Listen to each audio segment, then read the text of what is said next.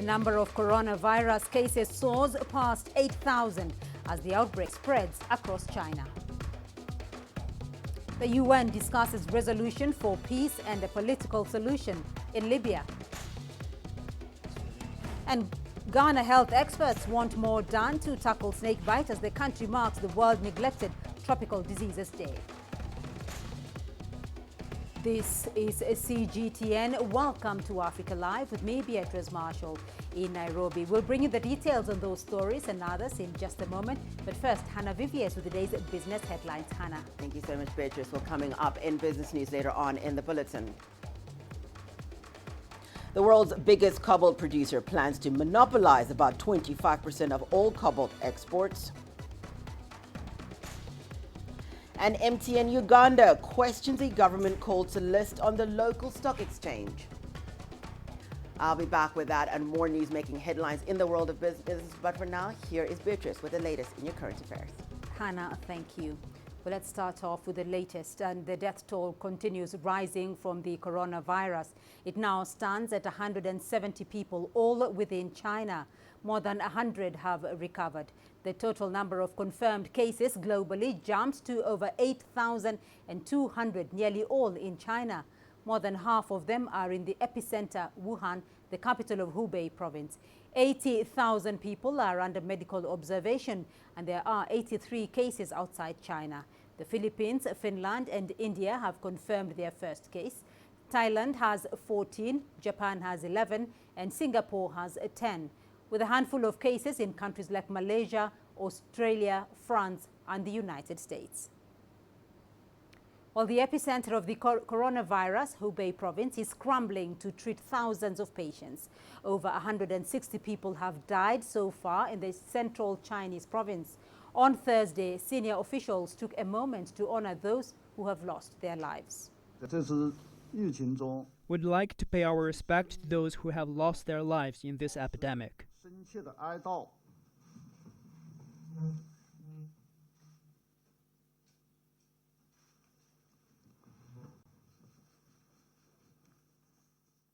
The number of confirmed cases is still increasing, and the situation remains tough. 317 more cases were confirmed between midnight and midday today in our province. Meanwhile, the World Health Organization is meeting to discuss whether the coronavirus constitutes a global health emergency. For more on this, I'm now joined by CGTN's Rebecca Bundon in Geneva. Rebecca, can you give us the latest on that meeting by the World Health Organization? WHO has called this emergency committee meeting so that they can take another look at whether this should be declared a global health emergency, something it decided against at previous meetings. And this is something that's been met with some criticism from some commentators. But now it's looking at this again. It's also discussing recommendations on how to manage the situation with the coronavirus. And these details will be made public later, and we'll find out what their decision actually is on whether to declare it a global health emergency. Now, it's doing this, it's re-looking at this situation because of the rise in the number of cases and because it's concerned by that human-to-human transmission that there's evidence of outside of China. So it's really looking at this as a situation where if there could be more of a potential increase in that outbreak globally, that perhaps it should be declared a global health emergency. So, Rebecca, should the outbreak be declared a global health emergency? What kind of global response should we expect then? Well, certainly there have been some people that criticise the WHO for not having so far declared it an international health emergency, and they're calling on the WHO to actually do that in order to increase the efforts and global attention even further on the coronavirus. What the Director General has been saying is that the cases outside of China have so far been limited when we compare it to what's happening within China. But there is perhaps that potential for a further increase in the cases, and that's why it decided to reconvene its emergency committee, which includes experts, professors, health officials as well, who will discuss whether it should be declared a global emergency. That's something they're looking at. In previous meetings, there were differing opinions. Some thought it should be, some thought it shouldn't. Now we'll have to wait to see. Today we'll find out what the latest is on that. So there are differing opinions on this, Rebecca, but if it is not declared a global health emergency, what next, though, in the fight against that virus? Well, the WHO has been saying that although it hasn't been declared so far as an international health emergency, that hasn't actually taken anything away from the efforts that have gone into combating the coronavirus. And it particularly in a press conference yesterday, it really praised the efforts that China has been making, the response, how quickly they responded, how they've been transparent, it said, and communicating globally in order to fight against the coronavirus. And it says that this action has actually helped to perhaps limit its spread. So the efforts will continue nonetheless, whatever happens, whatever the outcome is of this emergency committee meeting. All right, Rebecca Bundun joining us there from Geneva. Thank you. Now, much needed medical supplies arrived in Wuhan on Thursday. The United Nations Children's Fund says its first batch of masks and protective suits, all weighing 6 metric tons, reached the epicenter, and that more items will be dispatched in coming days. The UN agency also said it will coordinate its response with the World Health Organization. Now, amidst all this negativity, here's a heartwarming story. A nurse working at the hospital Frontlines could not make trips home to breastfeed her 6-month-old baby, so she and her husband turned to social media for help. Mothers responded by donating their own breast milk, as CGTN's Susheshin reports. For his 6-month-old son, Hong Jin has had to prepare ice blocks and insulation bags for breast milk from other mothers. They were kind enough to be donors. Hong's wife, a nurse, decided to quarantine herself in the hospital after a patient she treated was suspected of having the coronavirus. My son was not used to powdered milk, and soy milk was scarcely available. My husband asked me what to do. I had no idea. I couldn't breastfeed and had to abandon all the drained milk. I was frustrated and cried for a long time. I told him I wouldn't come back home until I felt fine, so I couldn't take care of the family. For days, Guo refused to look at pictures of her son, as she knew it would take an emotional toll on her medical work. Engorgement pain caused Guo to take 3 hours to drain the milk. Days after, she turned to a mother's WeChat group for help. Many moms in the group said they were willing to donate. It was overwhelmingly moving, so I shared my husband's contact there. It was then that their son immediately got help from other nursing mothers. Many moms added me when said that at present many Wuhan people cannot go outdoors while your wife is still on the front line, and that's the only contribution they could make. I felt the power of unity. After week-long observation, Guo was fine to return home. Hong said he would join his colleagues in sending voluntary aid to medical workers and supplies, given the public transportation stoppage because of the virus.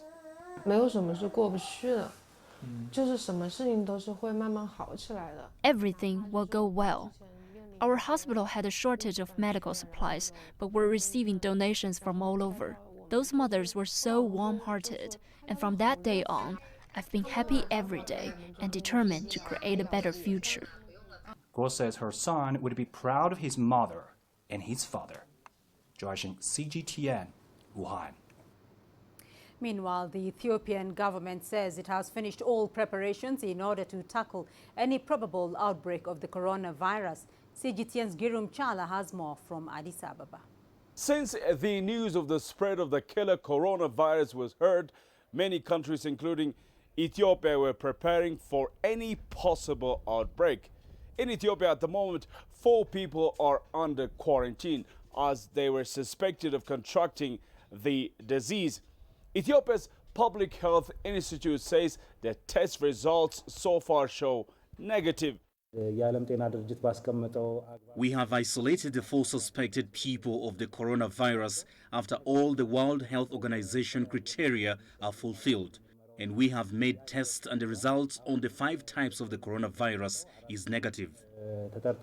Addis Ababa's Bole International Airport is currently undertaking serious heat test works on every passenger that enters the country. And passengers from China are part of this procedure.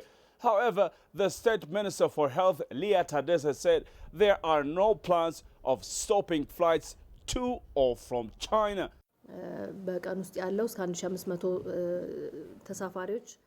About 1,500 passengers enter Ethiopia from China daily. However, we don't have that much passengers from Wuhan at the moment as the city itself is on a lockdown. We understand when people raise the issue of closing flights from China, but there are no such plans at the moment. We are part of our international regulations, and for this to happen, we can't just stop flights, and besides, we believe this is not a solution at all. The virus does not come from China only. It is Ethiopia's Ministry of Health which is generally coordinating the effort of guarding Ethiopia from the coronavirus entry or spread in the country. But things are being done in a multi-sectoral national task force. This work is not confined under the Ministry of Health only. All sector offices as well as other bodies are on board. On the one hand, the Ethiopian Public Health Institute is handling technical works on the ground. On the other side, the National Task Force formed oversees general works of tackling the coronavirus. Apart from individual country efforts, the African Union, through the Africa Centers for Disease Control, is coordinating continental efforts in order to fight any coronavirus spread. Grumjala CGTN, Addis Ababa, Ethiopia.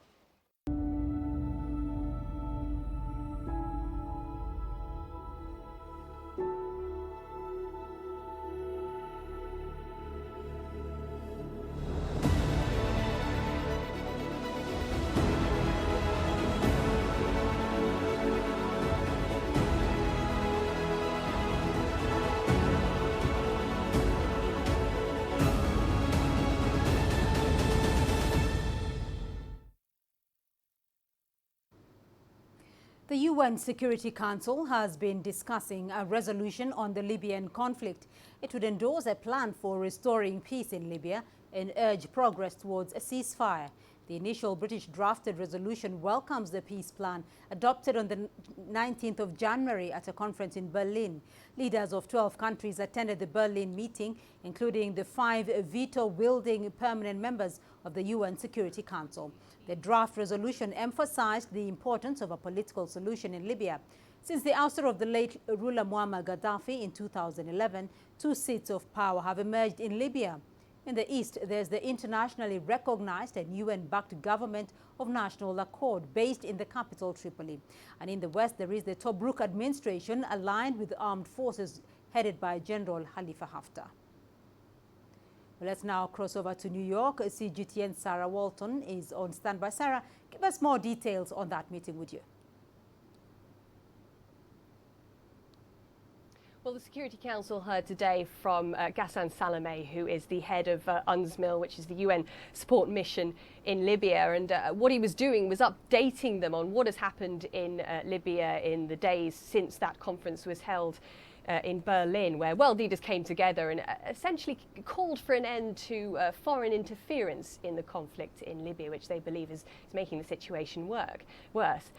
Now, Mr. Salameh said that in the days following that, there was a truce, and that allowed an important period of breathing space for people in Libya, particularly in Tripoli. But he said that sadly that truce has not held. In recent days, there has been an increase in fighting and artillery attacks in Tripoli.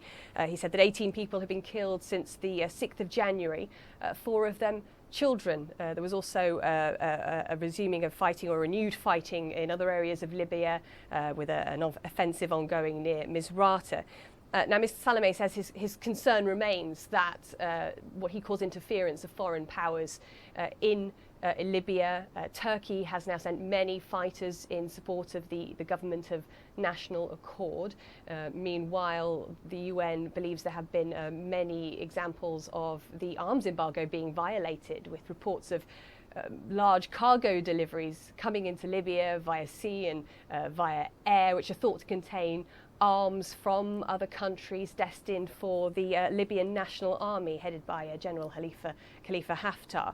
And he says that continues to make the situation worse. We heard that echoed as well by other members of the Security Council giving their response today, saying that really needs to end immediately in order for there to be a long-term peace. So, Sarah, there's been a call for an end to foreign interference in Libya, but the draft also does emphasize the importance of progress towards a political agreement. What else are the highlights contained in the resolution? Well, it says there has to be economic stabilization in Libya as well. Day-to-day financial difficulties, hardships for the Libyan people, can make the situation worse. On a larger scale, there is an oil blockade now. The LNA has seized oil terminals. The country is unable to export oil other than what is produced offshore, and that is costing Libya about $55 million a day. Now, of course, there could also be international repercussions from that drop in oil production as well. Now, heads of economic bodies in Libya, the central bank, economic experts have been coming together to try to talk about how to stabilise the economy. But Mr. Salameh said today that the only way for that to happen is for there to be peace first. He had hoped to be addressing the Security Council today from a meeting in Geneva with representatives of the LNA and the GNA. That is yet to happen. Potentially that may be confirmed, the date for that may be confirmed in the days ahead. But he said it's vital that happens soon. He said that what needs to happen is the truce, or what remains of the truce, has to be fortified into a genuine ceasefire. Only then will there be the space for the political process to restart and for economic stabilisation to take place. All right, Sarah Walton joining us there from New York. You're watching Africa Live, still ahead on the programme. South Sudan's president grants amnesty to opposition groups.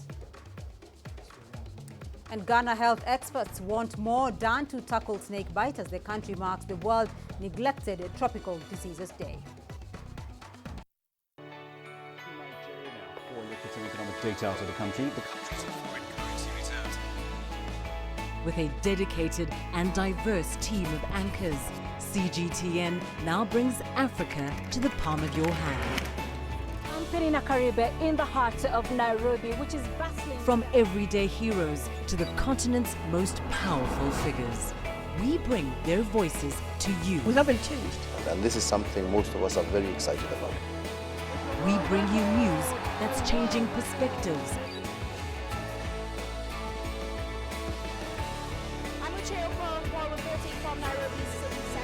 News that brings Africa to the world.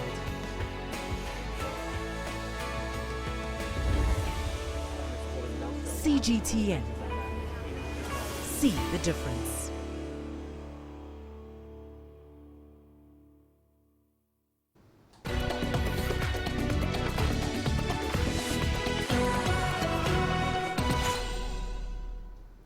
South African police have rounded up about 100 undocumented foreign nationals in Diepsloot Township.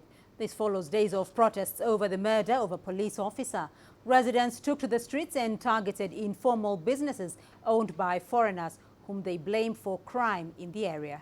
Here's CGTN's Julisan Jamela with more.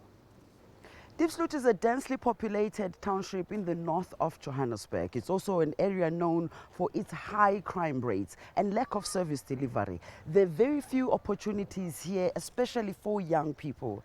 And it's known also as a home to a large section of foreign nationals. Just over a week ago, Diepsloot community members protested over high levels of crime in their township. At the time, 9 people had been killed in this area. They include a police captain. The residents put the blame squarely on undocumented foreign nationals. The Diepsloot community then descended into chaos. Violence erupted, with residents blockading the main road and looting shops of locals and foreign nationals. They were demanding that undocumented foreign nationals be deported with immediate effect. The trail of the destruction in the township left Police Minister Beatrice Marshall with no choice but to respond by deploying a team of police officers to contain the violence. A special task team was formed with the mandate of searching every housing structure in Diepsloot and arresting undocumented foreign nationals. Police Minister Beatrice Marshall addressed residents here together with Home Affairs Minister Aaron Motsoaledi and confirmed to them that thus far 100 undocumented foreign nationals have been arrested and taken in for processing. The Home Affairs Ministry has now also sent in immigration officers to verify who is in the country illegally and deal with them accordingly. Yulisan Jamela for CGTN in Diepsloot, South Africa. South Sudan's government says its extension of amnesty to leaders of armed groups shows the government's commitment to ending the 5-year civil war in the country. President Salva Kiir has pardoned 2 generals from armed groups who oppose the ongoing peace process. CGTN's Patrick Oyet reports. A promise of a pardon for these 2 men who have been fighting against South Sudan's government. General Paul Malong is a former army chief and General Thomas Sirino is a former deputy army chief. The 2 generals rejected the 2018 peace arrangement in South Sudan and are each leading an armed group fighting President Kiir's government.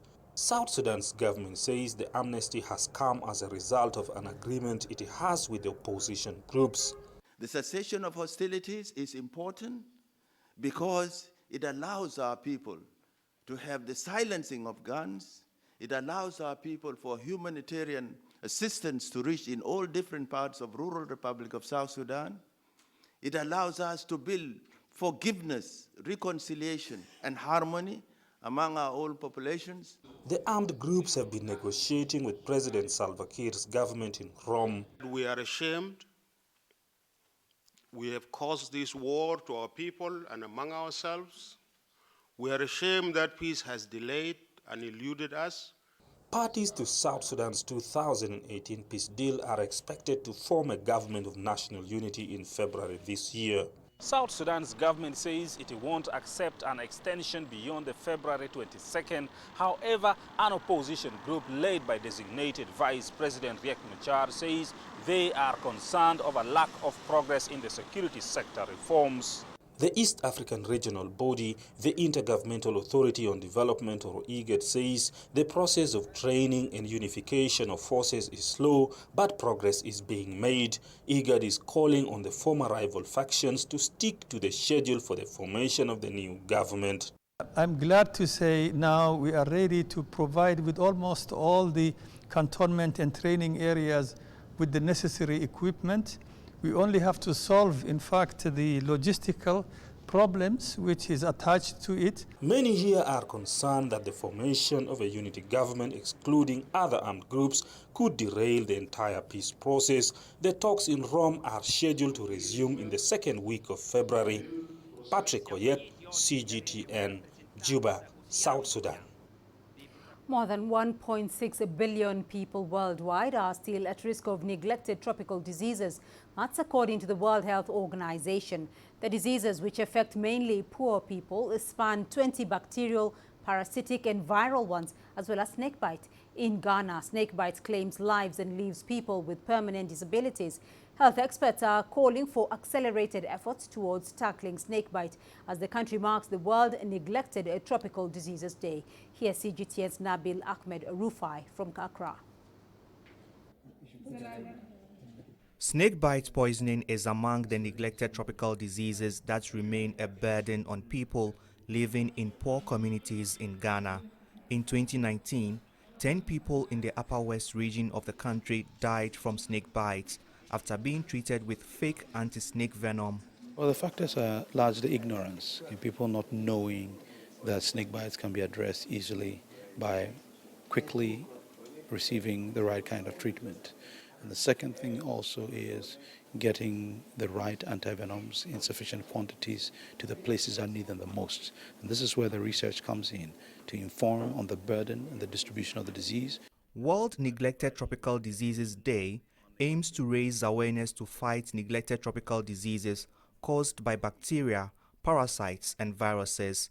Ghana is focusing on snake poisoning. Over 9,000 people are bitten by snakes annually. In 2018, Ghana ran short of anti-snake serum, prompting health experts to call for research so the country could one day manufacture its own vaccines. They should start production of anti-snake venom, not for only Ghana, but for the whole of the West Africa sub-region, or even possibly for the sub-Saharan Africa, because we have the same type of snakes. So it's a matter of doing marketing, doing research to find out what type of snakes, how do you get a snake farm, or for the meantime, we can even buy the concentrate and start bottling it here. But it should be cost effective. Health experts say more research and funding are needed to eliminate neglected tropical diseases in rural and poor communities. The World Health Organization is expected to launch new goals during the year to guide deliberate progress against neglected tropical diseases until 2030. Health experts in Ghana want the government to prioritize the control and elimination of neglected tropical diseases, especially snake bite. Nabil Ahmed Rufai, CGTN, Accra, Ghana. Dozens of tourists are stranded in Kenya's Masai Mara after heavy rains flooded parts of the popular wildlife reserve. Local sources say the popular tourist attraction was hit by heavy rains on Wednesday night. The situation has been made worse by waters flowing from the Mau forest following days of rainfall. The roads and bridges in parts of the Masai Mara have been submerged by the raging waters. Some local drivers say they have been stuck in the wilderness as they wait for the waters to subside. Earlier, we spoke to David Gishiri, one of the tour drivers stranded there. At the moment, we are still at the bridge, and we think in the next maybe 45 minutes we'll be able to go through the bridge. At the same time, if you look further north, the clouds have already built again. So we might be able to close in the next 45 minutes, or we'll be able to start here again. All the situation is very good and they are all safe. In the morning, we managed to evacuate those who were trapped in some of the camps, but we took them in one of the hotels in Tarek called Mara Reuter Hotel. So they are all there. At the moment, even if we will be able to go through, the problem, the bridge is all covered with logs. So we don't know what the county government of Mara is thinking about it. If at all the water level goes down, whether they'll be able to remove the logs immediately and all the cars manage to cross. Well, let's now go to Hannah Viviers for a look at the day's business news. Hannah. Thank you so much, Beatrice. Well, here's what's coming up in business. The world's biggest cobalt producer plans to monopolize about 25% of all cobalt exports. And MTN Uganda questions a government call to list on the local stock exchange. Africa is the nexus of enterprise, and global business will tell you why it matters. From the mega investment projects to multi-billion-dollar mergers and acquisitions. Africa today collects, just in terms of revenues from taxes alone, $545 billion a year. If you take 10% of that and you devote it to the energy sector, problem solved. All this on Global Business, weekdays at this time on CGTN.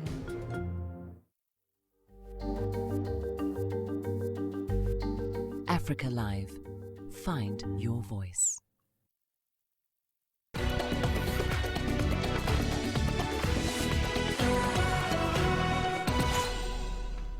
Welcome back. Time now for the business news. The Democratic Republic of Congo has created a state monopoly in a bid to exert more control over the price of cobalt. The world's leading producer is keen on buying all output that is not extracted by industrial operators. Purchases are expected to be made by a company that is controlled by state-owned mining firm Geka Mines. It will be responsible for the processing of cobalt ore bought from authorized artisanal miners. The unit will return the monopoly for 5 years and has the option of renewing the arrangement. While Geka Mines does not have significant processing capacity, the government can do so through partnerships or by delegating its activities. Well, the Ugandan government recently ordered foreign-owned telecoms firms to list at least 20% of their equity on the local bourse. This is aimed at boosting Ugandan ownership in the sector. However, the local unit of South Africa's MTN Group says the move may fail if the right measures are not implemented. MTN Uganda says instead of the listing requirement, the government should allow foreign firms to sell stakes to vetted local investors through private placements. The government is scheduled to issue all telecoms firms with new operating licenses by June under a new regime. Once granted a license, each firm will be required to list on the local stock exchange within 2 years. Well, the European Union has unveiled new security guidelines for the next generation of high-speed wireless networks. This marks the latest setback for the U.S. campaign against Chinese tech firm Huawei. The announcement comes as Huawei gears up for the building of non-critical parts of the UK's 5G infrastructure. The Commission will support the implementation of the EU approach to 5G cybersecurity by working to ensure a diverse and sustainable 5G supply chain, for example, via the application of the foreign direct investment screening, trade defense instruments, competition rules to make sure there's no lock-in, as well as through EU funding programme and their security conditionality. Furthermore, the Commission will facilitate coordinations among Member States on standardisation and EU-wide certification. As the world reacts to the coronavirus outbreak, Mauritius is being proactive in its drive to protect the country and its people. The new epidemic was first identified in Wuhan, the capital of China's Hubei province, after people developed pneumonia without a clear cause and for which existing vaccines or treatments were not effective. CGTN's Daniel Plafker looks at how Mauritius is dealing with the outbreak and protecting its tourism sector. Mauritius is a country reliant on tourism. The sector accounts for roughly a quarter of the island's GDP. For centuries, the harbor of Mauritius and its other attractions have drawn travelers and visitors from throughout the world. Tourist dollars have gone a long way in helping the island nation's economy develop. But now, as the global coronavirus outbreak continues to spread internationally, many on the island are viewing this exposure to other countries as less of an opportunity and more of a threat. The vast majority of cases remain largely restricted to China itself. But vendors in the Mauritian capital's central marketplace are worried. From what I've heard, this is a very serious illness. There is no medication for it. Here on the island of Mauritius, we receive a lot of tourists. We are very afraid. Of course, this is a place that receives a lot of tourists, and at the moment, we have been receiving quite a lot of tourists from China. What can you do? But I have confidence in the authorities. Of the island's 1.3 million annual visitors, roughly 7% are Chinese. For people like tour operator Xiale, those travelers represent his bread and butter. Here, we approximately account for about 10% of the Chinese tourists in this country. During these 2 or 3 days, we continue to receive a lot of cancellation, and also we receive some change. Some clients want to change the date to the April, to the May, but most of them will cancel the vacation. Confirmed cases of the disease now number in the thousands. Many African governments already have strict measures in place to monitor inbound travelers. While many in Mauritius support the country's current quarantine policies, some are calling on the government to go further. But I think if it continues, we must allow these people to come in Mauritius, especially from this part of the country. They must be a bit severe, I think. They don't give a visa to stop this. Mauritians we spoke to are confident in the ability of authorities to keep the virus's threats at bay. But as governments throughout Africa continue to brace for the outbreak's potential impacts, the mood here remains a vigilant and a wary one. Daniel Plafker for CGTN in Port Louis, Mauritius. Well, the coronavirus outbreak is posing a huge economic threat, not just to China, but in Africa as well. In Nigeria, several traders traveled to China to buy goods, while thousands of Chinese citizens live and work in the country. Economic exchange between the countries accounts for over $85 billion in trade volume, and as Kelechi Mekalam reports, that may change as the coronavirus continues to spread. Chinedu Chiazo is a known importer of fabrics in the popular Wuse market in Nigeria's capital, Abuja. He's been in the business for over 2 decades. He's been able to grow his business from a startup of less than $100. Now he purchases goods worth over $30,000 from China and makes an average 5 trips yearly. But that would change now following the outbreak of the coronavirus. When you are alive and healthy, that you can do investments. But then, for those of us that our business for now depends in China, it's going to be much setback. It's going to affect trade for this year. There are several businesses like Chinedu's here that are largely dependent on imports and trade from China. So many would be seeking alternatives. It is better this time to send money across so that they can load the goods for you, especially if you have good and competent hands over there. But if you don't have, like I said, the most important thing is to be alive. So you cannot risk it. Currently, China accounts for 15% of the global GDP, with many more countries depending on its thriving market. Many fear that the coronavirus outbreak would cause fatalities as well as impact negatively on the world economy if quick, effective interventions are not implemented to contain the virus. China is Nigeria's closest ally and most important trading partner. Trade volume between both countries run into billions of dollars, so Nigeria may be one of the worst hit. What you experience is that for Nigeria, in bringing of goods from foreign countries, particularly those of us dealing with Chinese economy and being partners with China, we have a lot of challenges. More so that some of those goods, there is no immediate competitiveness or competition or alternative from which we can get them. So you might see increase in prices because so many persons may be demanding for goods because supply side may reduce while demand remains the same or increase. Many here are now urging global leaders to work with China to conquer the menace of the coronavirus in order to save lives and economies from crumbling. Kelechi Mekalam, CGTN Abuja, Nigeria. Avocado imports have been rising around the world, mostly due to demand from the European Union and the United States. But recently, China's appetite has been on the rise. This is forcing African states like Uganda to open up large expanses of avocado farms. From Kampala, here's CGTN's Michael Baleke. Uganda's new green gold.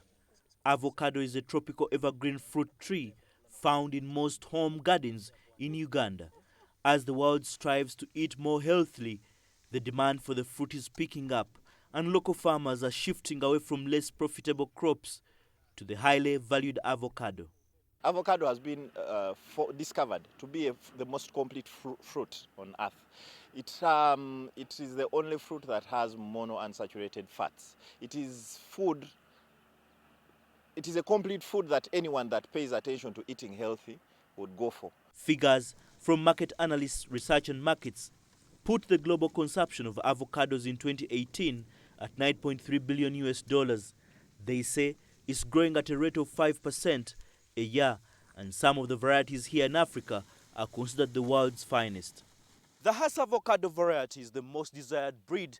Agronomists say it has a short maturity cycle of only 2.5 years, and a single tree like this one can produce at least 1,000 fruits or 200 kilograms per annum.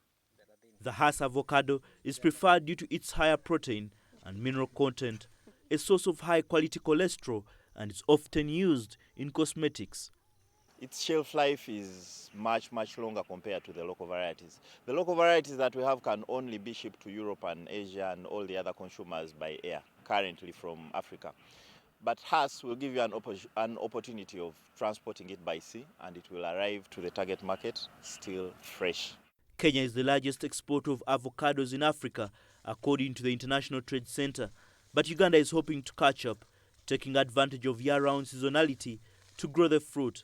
The country is hoping to capitalize on growing demand in markets like China, as well as a decline in production in countries such as Mexico and South Africa. Here in Uganda, we are receiving a lot of rainfall, so we're having a wet season that is well spread throughout the year. Even the very tough times like January, February, we are always receiving rains maybe twice in a month, which makes it really okay with avocados. Uganda's target is to plant 500,000 hectares of avocado trees. Several agribusiness companies have already started setting up nurseries to support farmers with high-yielding plants. The plan is expected to help the country raise revenues and grow its export market. But higher prices will also provide a boost to smallholder farmers. Michael Baleke, CGTN, Kampala, Uganda. Well, that's all the business news we have for you for now. But later on in Global Business, we'll be looking at the outcome of that World Health Organization meeting in Geneva to determine whether coronavirus constitutes an international public health emergency. For now, more of your current affairs with Beatrice. Hannah, thank you. And we still have more news for you here on the program. Here's what's ahead. We'll tell you how the African island nation of Mauritius is keeping the spirit of the Spring Festival alive.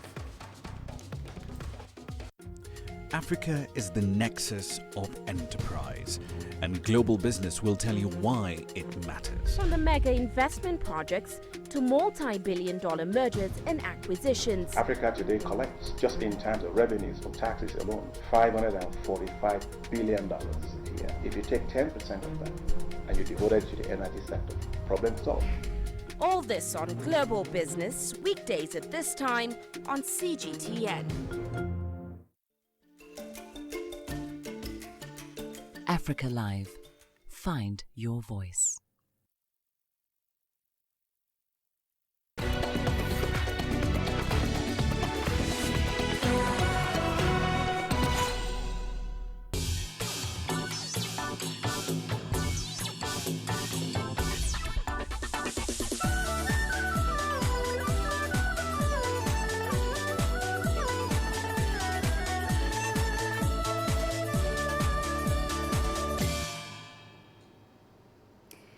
In China, the Lunar New Year, the country's most significant holiday, has been subdued by the coronavirus outbreak.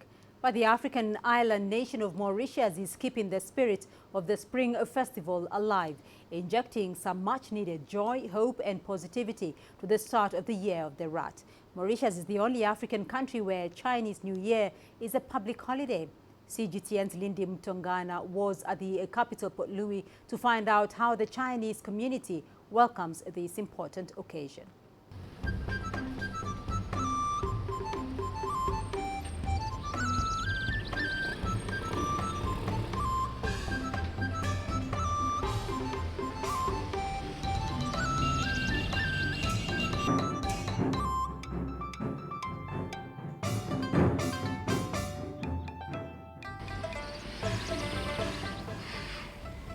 The Chinese Lunar New Year is one of the most important holidays on the Chinese calendar. But who would have thought the occasion would hold such great significance here on the tiny African island of Mauritius? Now, no New Year celebration would be complete without the Chinese lion dance. And here at the Quan Ti Pagoda, preparations are well underway ahead of tomorrow's grand parade. Let's take a look.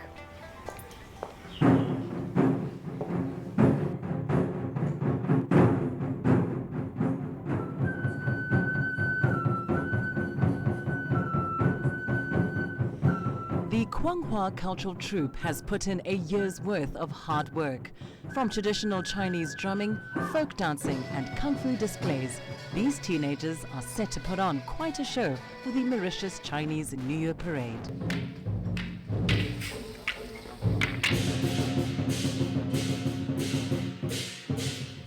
The key event is the lion dance, one of the most important traditions at Chinese New Year. In Chinese culture, the lion symbolizes power and wisdom. The dance is performed to bring prosperity and good luck for the upcoming year. It's an ancient ritual dating back over 1,000 years, but it resonates deeply among Chinese around the world, even as far away as Mauritius. We are the third generation of Chinese in Mauritius. My grandparents came from China. And obviously, we as children, we learn the culture and we try to keep this culture among the Mauritian community. You have the ears, which can be played from inside. See? No. See? It looks lively. The eyes also are blinking.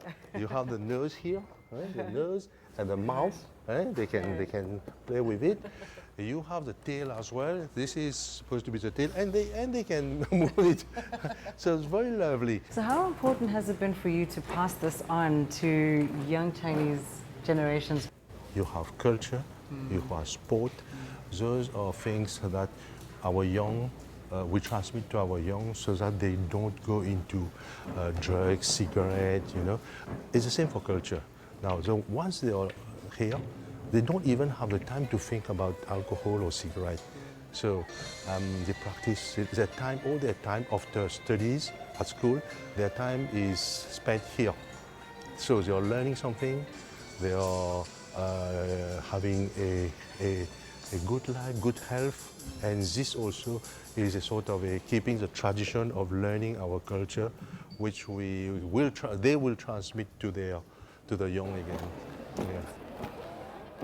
After last night's final rehearsal, we're now in the heart of Port Louis, where festivities are just about to begin. The streets are lined with people, all waiting for the start of the Chinese New Year parade.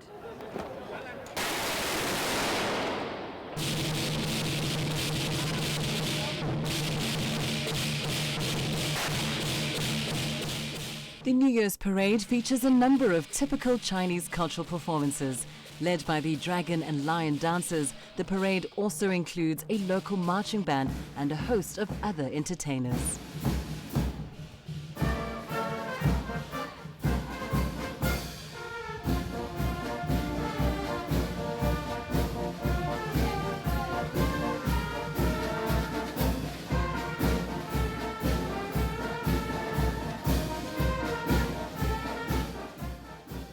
Everyone participating, and you know, these parades will go like for a week, and everyone's just celebrating and having, you know, the traditional cakes and all.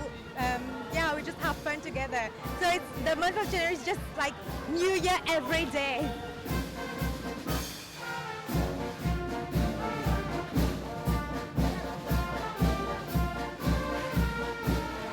Every year I come here to see the cultural festival of the people and how festive it is, the culture, the food, and it's really amazing.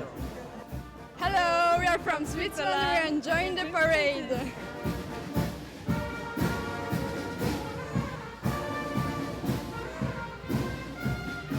The coming of Chinese Lunar New Year, hope everybody Happy New Year, 恭喜发财，新年快乐。What a beautiful ending to the parade, as messages of hope and prosperity are carried into the Chinese Lunar New Year. From festivities to food and family time, Chinese New Year's Eve is all about coming together to enjoy traditional Chinese dishes and family reunions.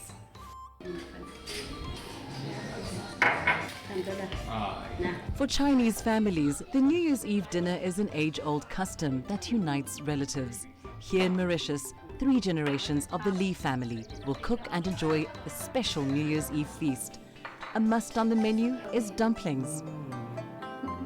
妈妈都是做饺子，在春节一定要包饺子吃。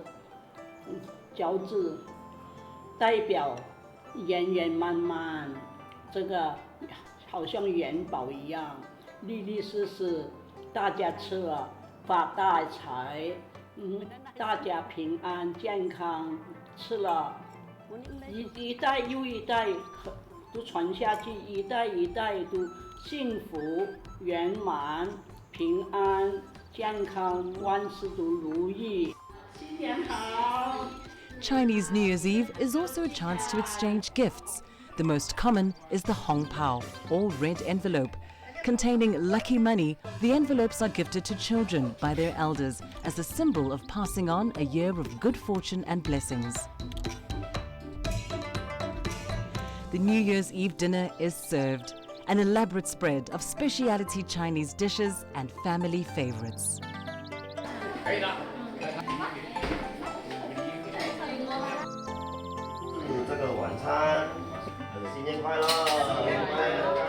Amid warm smiles and well wishes, the Li family officially welcomes in the new year.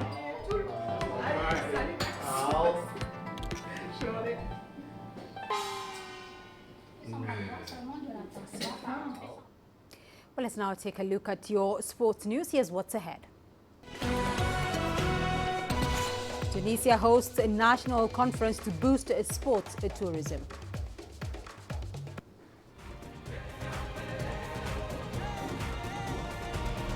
Africa Live. Find your voice.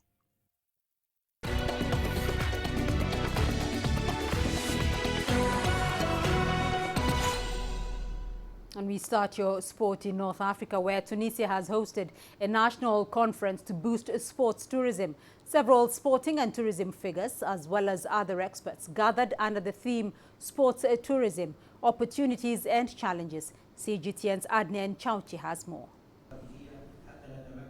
Participants shed light on the huge potential of tourism and economic development offered by sports tourism. Experts consider this field as an alternative product that combines leisure, relaxation, and holidays. Foreign travelers who visit Tunisia to play golf spend 4 times more than ordinary tourists who come to beach resorts. These special guests do not come at the peak season. They prefer the low season from September to April. The Director General of Sports at the Ministry of Youth and Sports in Tunisia shed light on the considerable contribution of sport to economic growth, even with African country. He noted that investment in this sector should necessarily be coupled with strategies, plans, and prospective vision. The most important sports events in the world are taking place in cities where the financial and economic impact is huge. The infrastructure is modernized and transport is developed. As a result, the services and tourism sectors are booming. Sport analysts assert that over the past 3 decades, Tunisia has organized many successful tournaments and events like the Mediterranean Games, as well as African and international competitions in individual, dual, and team sports. Tunisia has many sport facilities and among the best hotels in the Mediterranean basin. We also have a long tradition as a sporting nation with African, world, and Olympic champions. Investing in this sector can only benefit the various stakeholders. Authorities say that 2020 will be an opportunity to uphold what was achieved in 2019 through scheduling new sports events for tourism. Experts maintain that with the improved security situation in Tunisia, the sports tourism is thriving, especially in the interior regions. However, it requires a significant volume in terms of investment, especially in infrastructure. Adnan Shawishi, CGTA, Tunis. Football now, and Spanish champions Barcelona have had a stunning offer of over $111 million for Everton forward Richarlison, rejected on the eve of Friday.